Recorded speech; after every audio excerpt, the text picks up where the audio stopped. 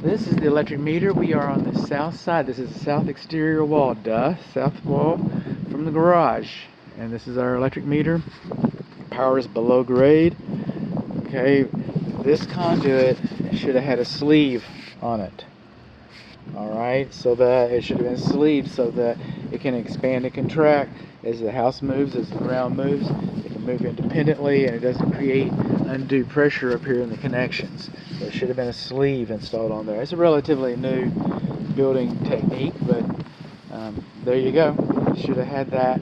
Also, by today's current standards, our main principal, our main service disconnect, it should be outside and labeled. So you'd have main principal. You do have a main principal. You do have a main service disconnect, just like it was required 7 years ago when this house was built on the other side of this wall. But then you have, here's your grounding rod. It's probably right in here. Gas meter and stuff. I'll do this as we go. I'll be back to you. Moving on around. I'm going to come into the garage.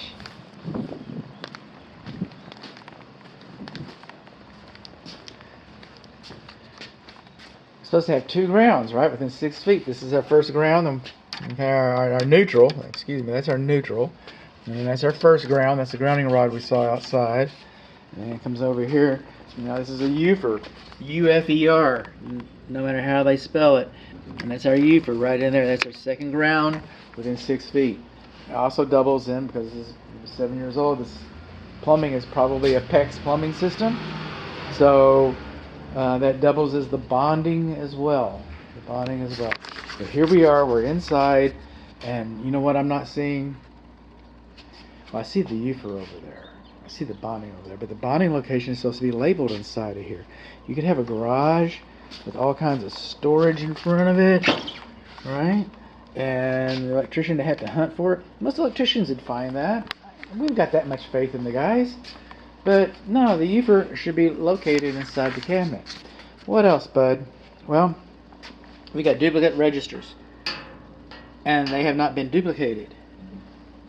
And to add insult to injury, see where it says pull motors? That's printing. See where it says Lice GFCI Arbor? See, that's printing. See all this? That's handwriting. This is supposed to be printed. That comes with stickers like this, so you can print it. And that's not me. I just didn't wake up this morning and just say, you know what, how can I piss everybody off? I'm tired of looking at all, trying to read this XM, what does that say? I can't even understand half of this. I can't read that well. It's not printed.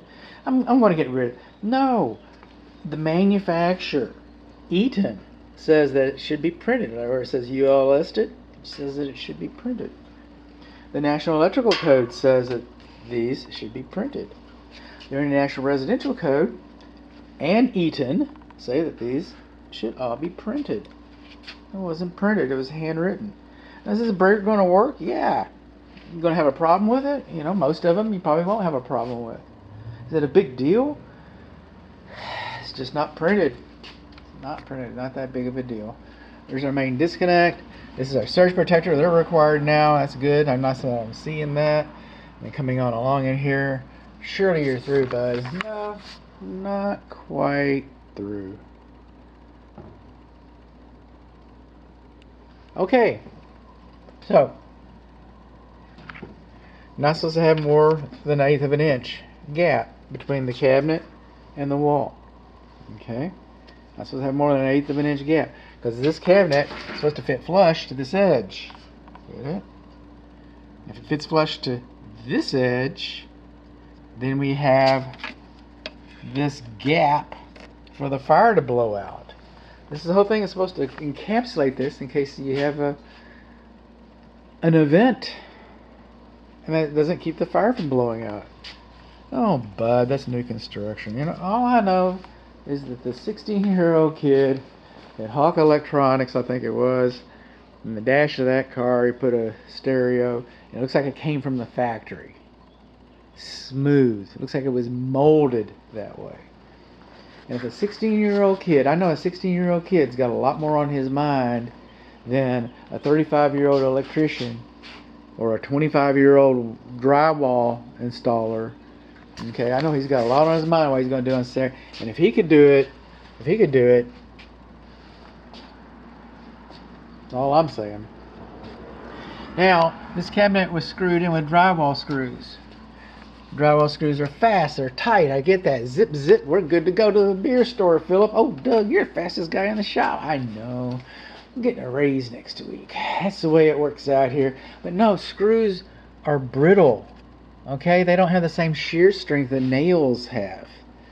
You could put some lag bolts in here, or you could put some nails in here, or you could put some drywall screws in here, but you shouldn't. So there's the reason why is if, a tornado comes in and blows the house down. I get it. We've already got a bad day. I get it. It just went crazy. I understand.